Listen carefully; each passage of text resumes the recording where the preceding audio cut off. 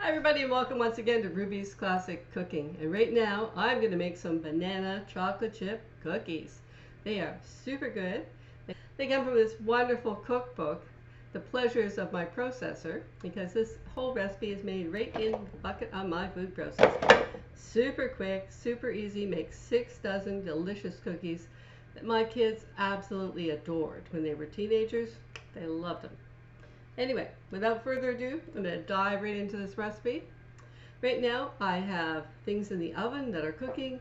I have all kinds of things going on in my kitchen today. So anyway, let's get on with these cookies. Okay, right here I have 2/3 of a cup of shortening, of Crisco actually, that I have pre-measured. And it's all in my container here, and I'm just going to cut that into chunks. And I'm going to put that into my food processor. There we go. Into the food processor it goes. Now, if you're a little short of milk, this is a great recipe to use to make cookies because it uses no milk at all. 1/2 cup of white sugar, which is granulated sugar. That goes in. And 1/2 cup of brown sugar, which is your more lightly packed into your measuring cup. Uh-oh. Uh-oh, it's been in here for a while. Maybe a little too tightly packed in here. There we go. And don't worry if you are cooking metric, because I'm going to put all the metric equivalents in the description file down below. So, next up, 2 eggs. Just regular eggs.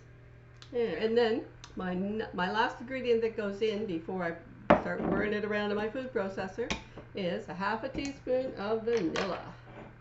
My own homemade vanilla. Vodka and vanilla beans. And a little bit of thyme. There we go.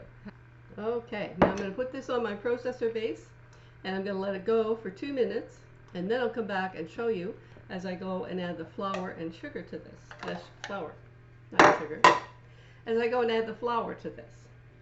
And while my processor was running, I added a cup of mashed up banana to my mixture, so that's got all of my ingredients mixed together plus my bananas. Okay, now I'm going to add to my bowl 2 teaspoons of baking powder, not baking soda, but baking powder, and 1/2 teaspoon of baking soda, which I'm just going to guesstimate here a little bit. There we go, 1/2 teaspoon of baking soda, a pinch of salt, which, there you go, that's a pinch of salt. Trust me, I know what I'm doing. And now I'm going to add 2.5 cups of flour to here.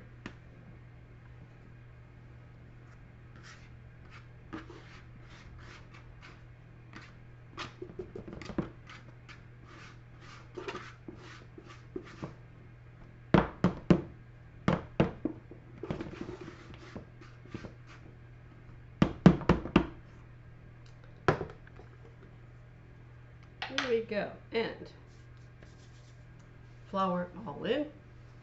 Now, this is going to process just for a few seconds until my flour is absorbed in here. And then I'm going to add a cup of chocolate chips to it. And then it's all ready to start scooping it onto my cookie sheets. So, away we go. Let's put back to the food processor. And away we go. And I have to make a confession, these are not actually chocolate chips, these are actually chocolate curls. I bought them because I'm going to make some peppermint patties from a recipe I found on YouTube, and I accidentally poured these out here, so they should work just as well as chocolate chips. After all, they're chocolate curls and not chocolate chips. They'll just maybe not look quite so much like chocolate chips in my cookies, but they're going to look great, right? I'm just going to stir the rest of these into the batter because I don't want them to totally break down. Normally I would use chocolate chips, which are a bit more sturdy than these chocolate curls. I've never worked with them before, but I got them at the bulk barn and they were cheaper than chocolate chips, and they're Belgian chocolate, dark chocolate, so I thought, why not? They'll work. They'll work just as well as chocolate chips. We homemakers have to be adaptable like that. Take what we can get and use it in other ways. So, there we go. Now I'm going to put these, scoop these onto my cookie sheet, which I'll show you. Make sure my oven is up to 400 degrees Fahrenheit, which is 205 Celsius, and get my cookies baking. These cookies are now going to go on at 400 degrees Fahrenheit or 205 degrees Celsius for 10 to 12 minutes. And then I'll bring you back to show you the first batch of cookies. So here we go. I'm just going to put these on my pan. Just watch me scooping these out here. There. And I love my little 1 tablespoon cookie scoop. Tell you, if you can get yourself one of these, they're very handy. Make your cookies turn out to be all the same size. And you just drop them on your cookie sheet like that. No fuss, no muss. And your cookies don't really spread out and get involved with each other. They don't turn out into one great big thing of cookies. You can have separate individual cookies that look like something you bought at the store, but are much more yummy than anything you bought at the store, I can tell you. Anyway, I'm just going to continue filling up my pan with cookies, get them in the oven, and I'll be back and show you when they're all cooked and ready to serve. Hi everybody, and welcome back, and here are my cookies, fresh and hot out of the oven. Banana chocolate chip cookies, and aren't they delicious looking, let me tell you. Have a look at that, mounded up. If you like a nice soft cookie, they can't be beat as far as I'm concerned. And they're healthy because they have chocolate in them and banana. So you're actually feeding your kids a healthy cookie, and your kids, if they like bananas, which my kids always did, and they like chocolate, they'll love these cookies, trust me.